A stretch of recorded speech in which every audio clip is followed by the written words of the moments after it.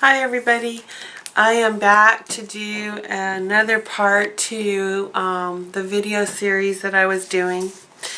To refresh, this was in response to a subscriber of Judedirect, in which she placed a question to Jude of, is there an area of witchcraft that is very dark, and that it's so dark that people who leave witchcraft and go back to the church, that they speak of it in such a way that it was bad, scary, or an evil thing. And that if there is a side that is so dark, why do not the seasoned or advanced witches warn the novices of such a thing before they get started on their path? I've already addressed what I call propaganda issue from the churches, and how they've kind of demonized anything and everything to do with paganism, but especially witchcraft in general. I have addressed that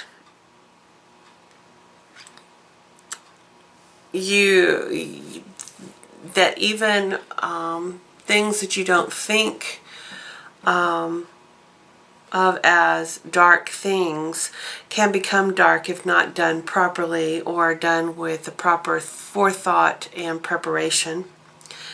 I've given examples of certain kinds of things that before you really start thinking about a lot of what you're doing, if you're not delving into your spirituality and delving into your dark side, your motivational side, your thoughts, your feelings, things that would motivate or prompt you to do certain things, when you don't know what your triggers are, when you're not fully in control of your emotional responses to things, and maybe some of your shadow work has not been performed, how things can seem light and fluffy but become very dark when you haven't thought about the consequences, and so on and so forth. Those were in my first two videos. This one I'm going to go into more about the dark side of witchcraft.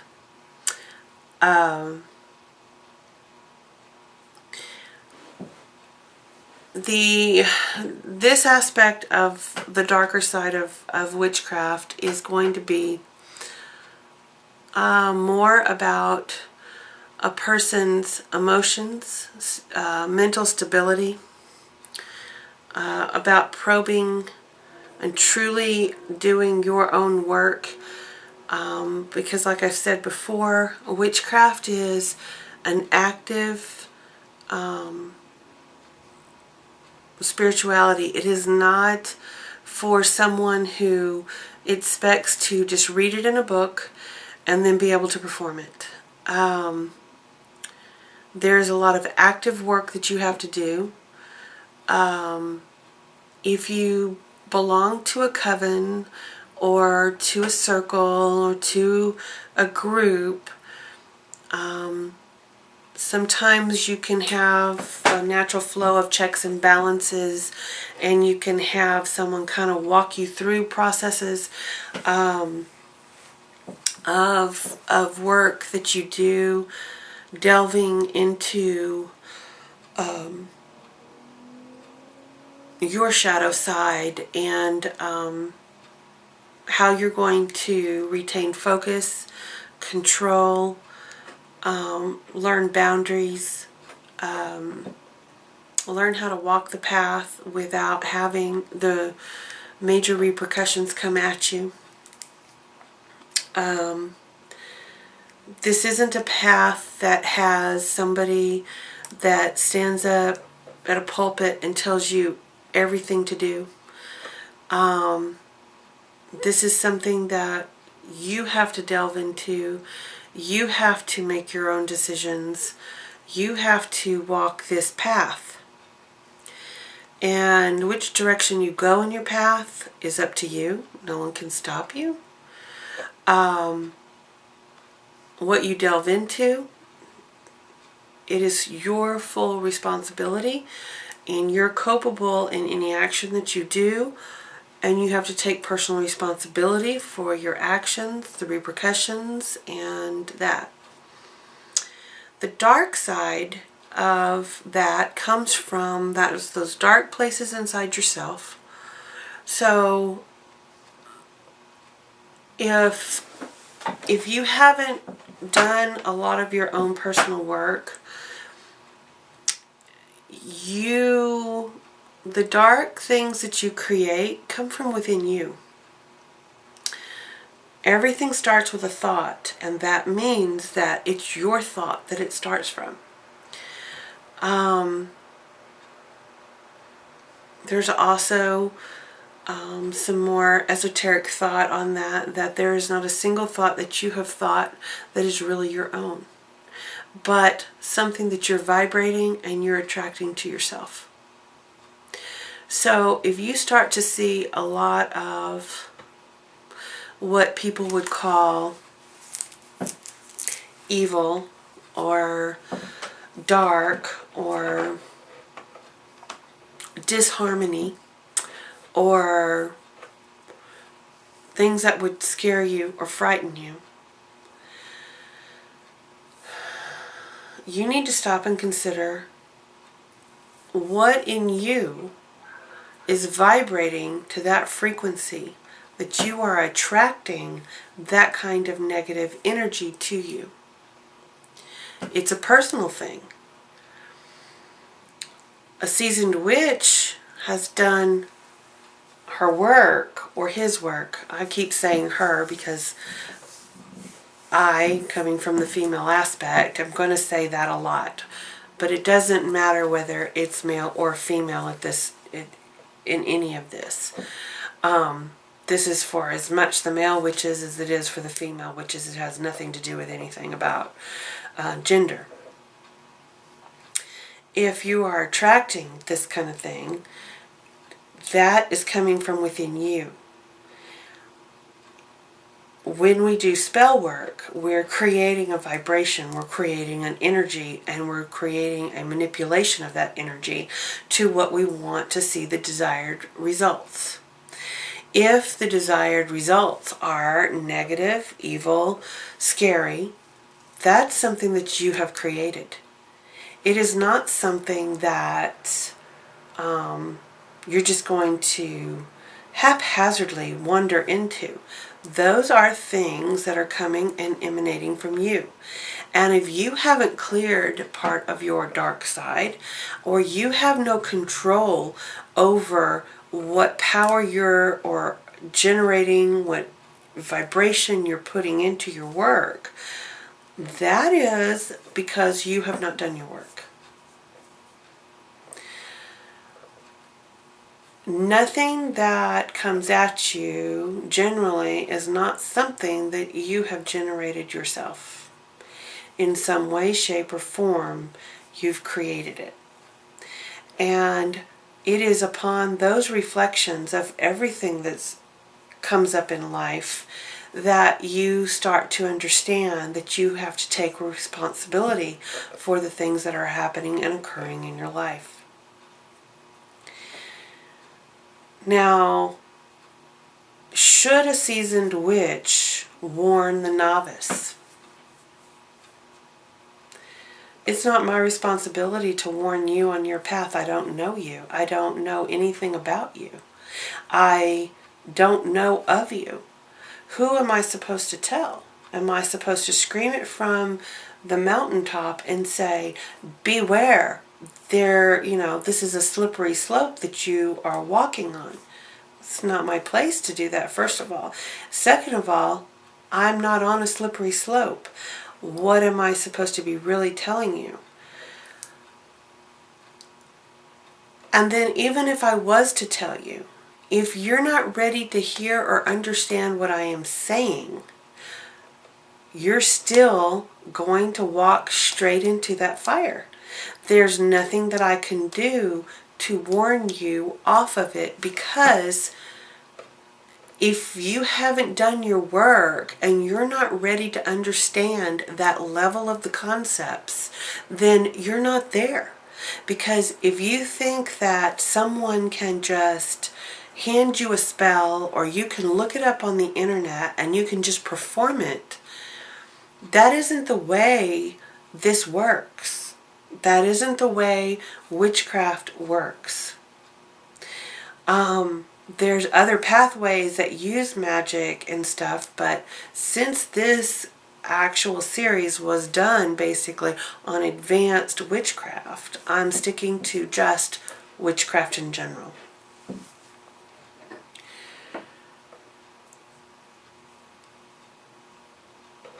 I can't do the work for you. No other witch can do the work for you. It's a lifetime of exploration. We are all going to get to the level we get to. You can only be where you are on your path. You can't jump and skip steps. This is sort of like math. Jude used math as an example, but I'm going to use it again as a different way than what she was using math, but I'm going to use math as the example. You're in grade school and you learn that if you have 3 apples on the table, you can count 1, 2, and 3. If you add 2 apples there, now you have 5. So you've learned simple addition. Next step is that you're going to start learning subtraction as well. A little bit later, you're going to start learning multiplication, and then you're going to learn division.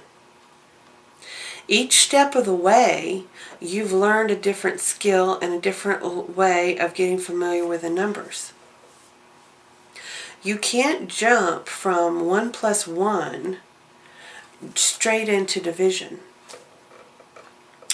But what you're wanting as a novice, and you feel that someone should warn you, what you're asking for is, you're in 1st through 3rd grade learning anywhere from addition to division in math, but you're asking us to give you calculus.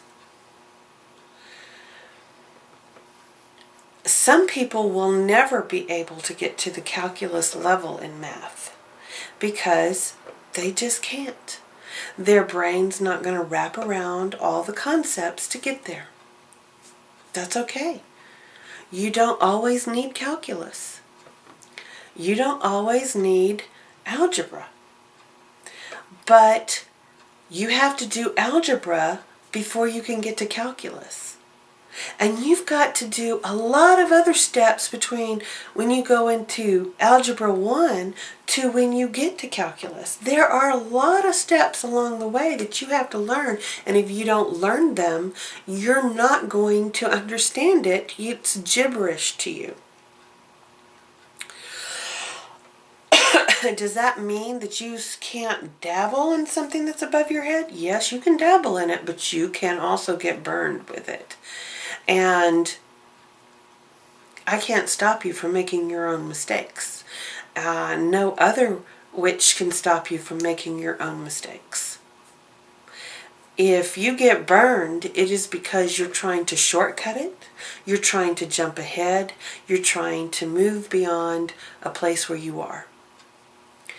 I've said in previous videos that I still am a seasoned witch, but I still go back to the basics, and I still go, and every time I go back, I go into a deeper level of that concept. It is the lotus in Buddhism. The lotus continues to open up. It's 1,000-petal lotus. It just keeps, you can never get to the center of a lotus because as it keeps growing, it keeps unfolding from the center. So the deeper you go, the more comes up that you don't know. It is ever unfolding. It's like peeling the onion back, layer by layer. You think you get to the core, and there's another layer that is developing. So these concepts, a lot of what people are talking about when they say, is there a level of advanced witchcraft? Well, yes, there are. There are some things that you have to get to. But a lot of the concepts are still just the basic concepts. They're all hiding in plain sight. They're there for you. But because you haven't explored deep enough into the topic, you don't see the hidden gem in these concepts. You have to put 2 and 2 together. You have to formulate.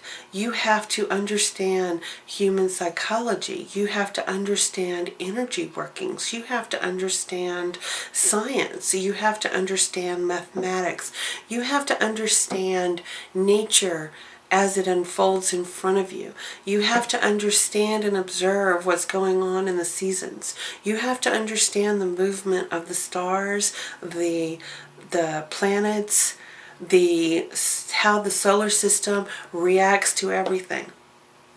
There isn't any level of this that is not influencing your magic and is not part of the process.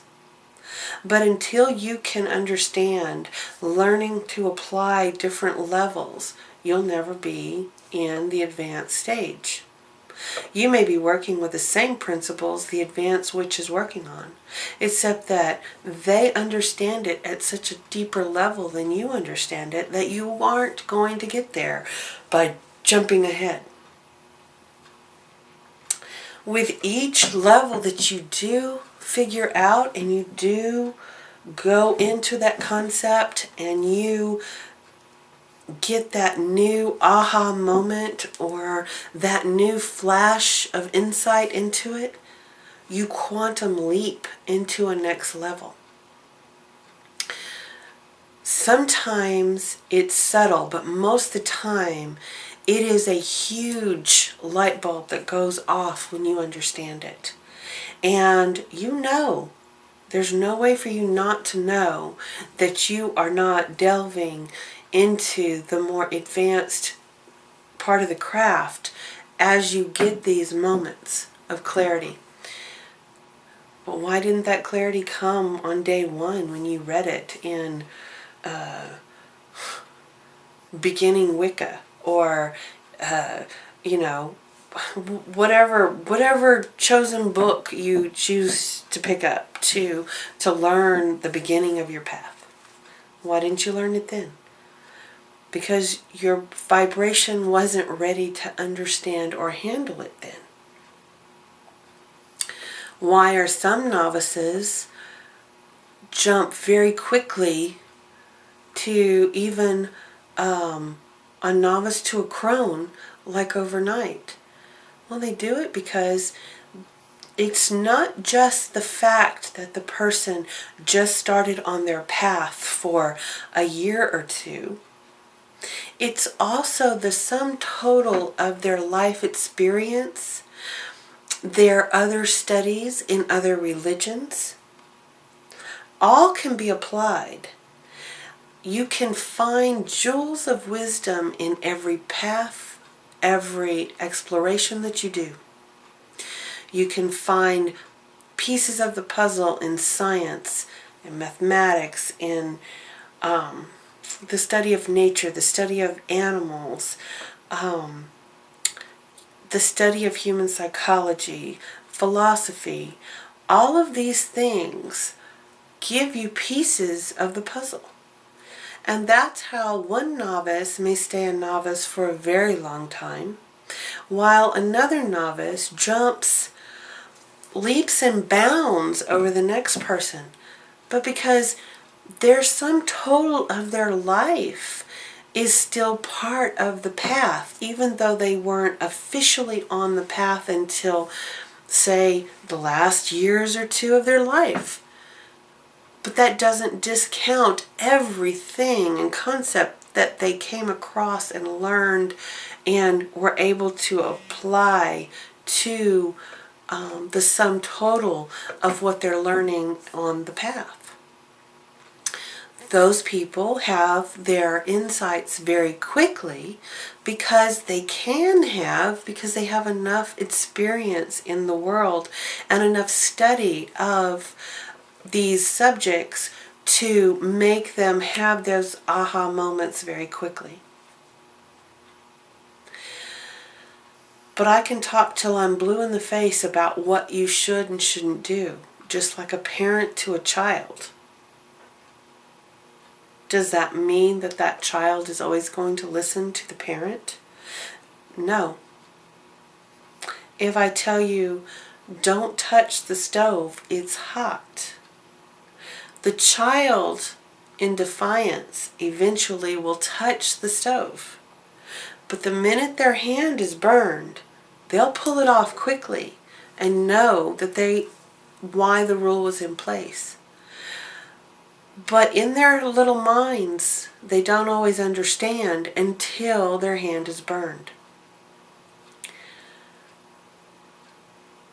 A seasoned witch can warn you, tell you, show you the rules, but they cannot make you follow the rules, and they cannot make you stop doing something that you're hell-bent to do. And if you don't challenge a rule, sometimes people can only learn when they have broken a rule and they suffer some of the consequences of that rule. Sometimes that's the only way they're going to learn why to follow that rule. And also understand when they might be able not to have to follow that rule. No one else can live your life for you, and no one else can do the work for you, and no one else can study for you, and no one else can experiment for you. You can come to me and you can ask me to do a spell for you. I could probably do a pretty good spell for you. But the most powerful spell that can be performed will be a spell that you can perform for yourself. The reason for that is that you have personal emotion attached to that, personal intent attached to that, things that you can express, and things that are in your subconscious that you can't fully express. And that puts power and potency into a spell. I know how to manipulate energy very well when I want to. And I can do some pretty powerful work for even somebody else. But I don't do spell work for too many other people, because even though you might tell me what you're wanting, it may not be truly what you're asking, and I'm not going to be able to put forth the emotional aspect to that spell to make it as strong as I could do if it was something I personally wanted and I personally was going to do.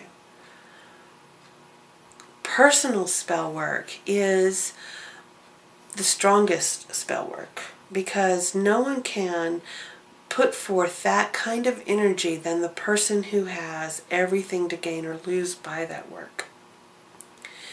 Now, collective work can be even more powerful.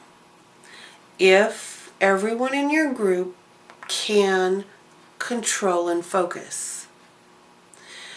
There's dangers in a group that is not found in the solitary practice, but there's benefits that cannot be found in the solitary practice as well. There's pros and cons to everything. The pros to working in a coven would be that you know each other well, you get to know each other's energies well, you're only as strong as your weakest link in the circle.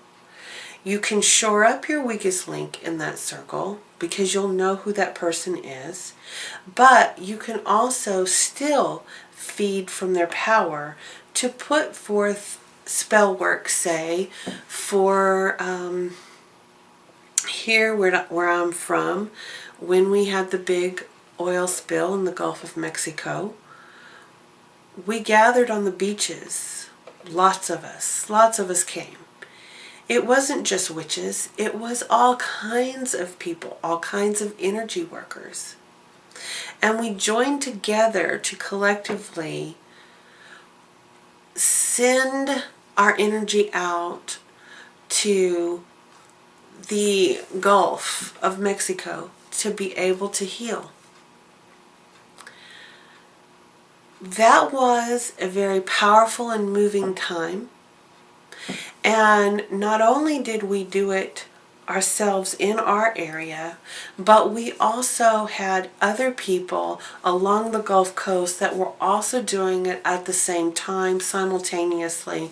And that lent a whole lot of power going back to the ocean waters to try to heal and mend Mother Earth. It was very powerful, it was very moving, and it was a very positive effect. The seasoned witch does not have a responsibility to warn a novice about what they could get into. But if you have and make an alliance with a seasoned witch, they will tell and warn you. And maybe not so much tell you or warn you, but they will guide you so that you're less likely to encounter these things. It's your free will, however, to follow the rule or the guidance that that person is giving you. I don't look at witchcraft as at the dark side of things. Am I aware that there is a dark side? Yes. If somebody has evil intent, they can use magic for extreme evil intent.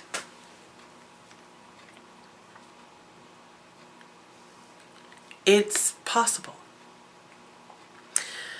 The same magic is not bad or good or positive or negative or good versus evil. Magic is magic. And it is the user who applies it. And in that use that user applies, it becomes dark, negative, evil, or positive, light, and goes forth to be for the greater good.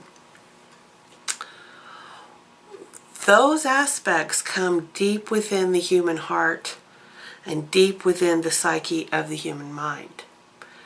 The practitioner is the thing that is either good or evil in there working.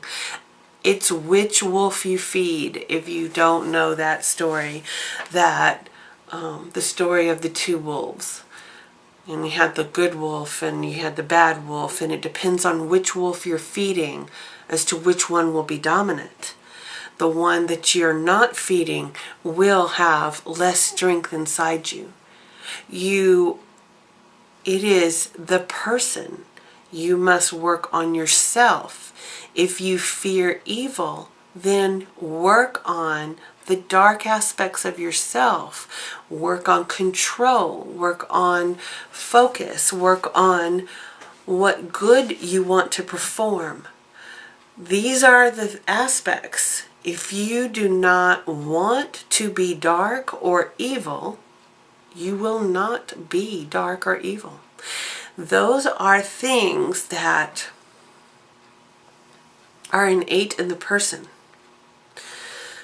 If you're fearing it, you probably are not going to become it because you don't want to see it.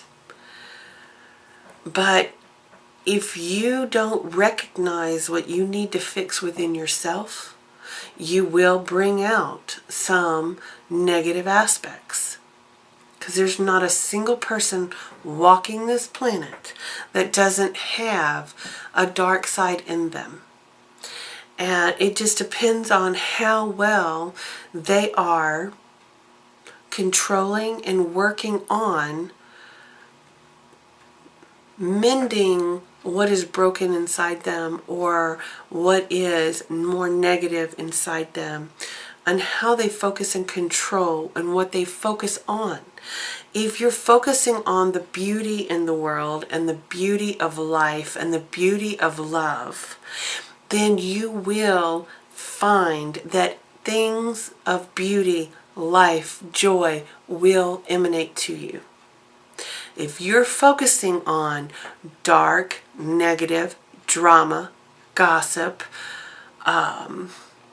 cynicism, cannot see anything positive, good, or any kind of reflection of anything in a positive light because you have gotten yourself into a negative mind frame, your magic will be negative. It will be, you will vibrate more of the same to you. The universe will, as law of attraction, will bring you everything you're reflecting on.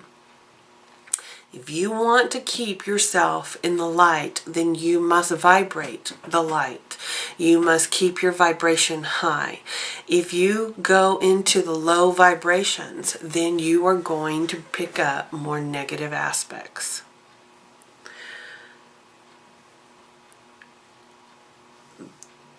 I'm going to end this video here, but this is the gist of it. Evil exists, but it exists in the human heart and the human mind. And that is what brings it forth into the world as well. Coming from there, if you vibrate it, it will come to you. But if you vibrate that energy of good, of healing, of whatever aspect of positivity that you focus on, you're going to emanate that in your life. That is the beginning of all magic. It is a basic rule. It's a fundamental principle. And law of attraction is as much a law of universal law as gravity is. You attract, like attracts like, it will come to you. So if you see negative, evil things being attracted to you, stop. Clear your energy. Go to your altar. Focus, meditate, and dispel. Think of fluffy bunnies and keep your positive thoughts. And then see how quickly around you emanates to a more positive light. That's one of the best secrets I can tell you. But people will look at that as seeing that aspect as a Some people just don't take that as serious a situation as it really is. You can go very deep with just those thoughts. Do you have to work on your negative side? Yes, you have to work on it. But you don't have to focus every moment on the negative. You need to start focusing more and more on the positive, and that's what will emanate through your life.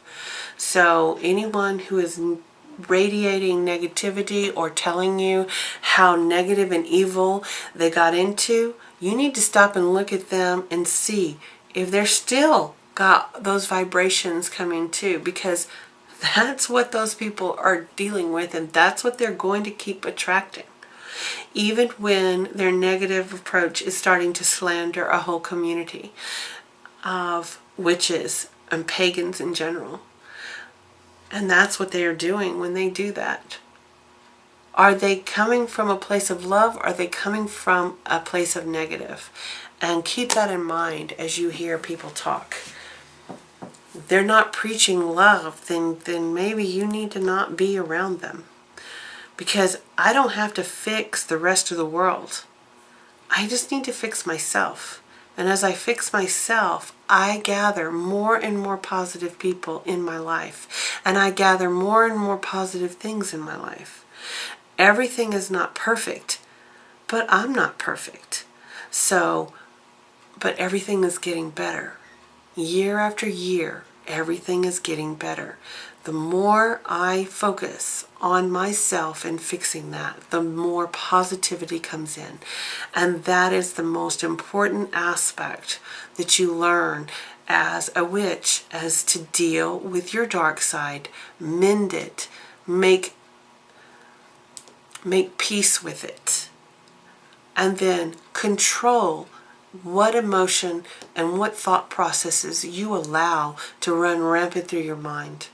It is a matter of control, and it is a matter of focus, and it doesn't come overnight, and there's no cheat sheet for it, and no one can do the work for yourself. So with that, I hope it helps somebody out there, and if you have any questions or comments, leave them down below, and maybe I can answer them, maybe I can't, but I'll try. And y'all have a great evening, and blessed be. Thanks.